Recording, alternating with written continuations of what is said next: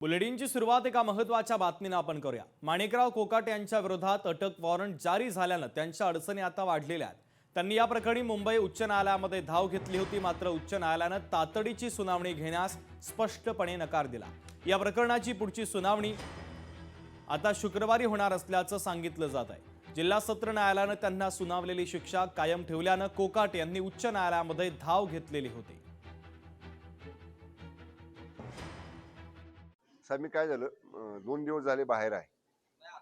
नाही मला माहितीच नाही मुंबईत काय घडामोडी चालल्यात, त्यामुळं आणि आता सुद्धा मी सकाळपासून कार्यक्रमात होतो, तिकडून इथं आलो, इथून आता पुन्हा पुढच्या प्रचार दौऱ्याला जाणार आहे। माहिती घेतो आणि सांगतो आपल्याला। नाही निकाल माहिती आहे की मला। ते काय म्हणले ते काय म्हणले आजारी पडले।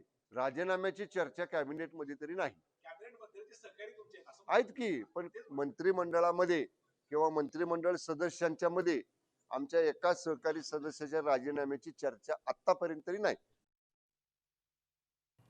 तर माणिकराव कोकाटे यांना उच्च रक्तदाबाचा त्रास आहे। रक्तदाबाचा त्रास झाल्याने कोकाटे हे ऍडमिट झालेले आहेत। लीलावती हॉस्पिटलमध्ये कोकाटेंवर आता उपचार सुरू करण्यात आले, तर 6व्या मजल्यावर आयसीयू मध्ये कोकाटे यांच्यावर उपचार सुरू असल्याची माहिती देण्यात आलेली।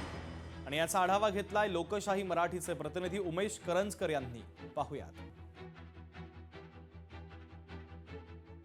क्रीडा मंत्री माणिकराव कोकाटे यांच्या अडचणी सातत्याने वाढतानाच पाहायला मिळतात। आता मी वांद्रे येथील लीलावती रुग्णालयात उभा आहे आणि या रुग्णालयात त्यांच्यावर उपचार सुरू आहेत। उच्च रक्तदाबाचा त्रास झाल्यामुळे त्यांची प्रकृती अत्यावस्थ झाली आणि त्यानंतर त्यांना या रुग्णालयात दाखल करण्यात आलं। या रुग्णालयाच्या 11व्या माळ्यावर त्यांच्यावर उपचार सुरू असल्याची माहिती जी आहे ती सूत्रांकडून मिळते। माणिकराव कोकाटे यांनी नाशिकमधल्या उच्चभ्रू वस्तीतल्या मुख्यमंत्री कोर्टातल्या सदनिका ज्या आहेत त्या लाटल्याचा आरोप त्यांच्यावर झाला होता आणि या आरोपांवरून त्यांना आधी सत्र न्यायालयाने 2 वर्षाची शिक्षा आणि दंड ठोठावला होता। या शिक्षेला त्यांनी आव्हान दिलं होतं जिल्हा न्यायालयात आणि जिल्हा न्यायालयात देखील सत्र न्यायालयाचा जो निर्णय तो कायम ठेवला आणि त्यांच्या अडचणीत अजून वाढ झाली।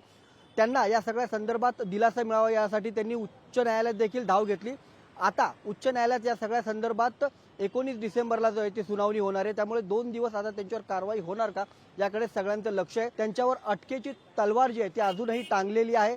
नाशिक पोलीस या सगळ्या संदर्भात आता काय कारवाई करते, कारण कोर्टाच्या निकालाची प्रत त्यांच्यावर मिळाल्यानंतर सचिवालयापर्यंत ती पोहोचवली जाईल आणि त्यानंतर त्यांचं मंत्रिपद आणि आमदारकी ही देखील जाऊ शकते।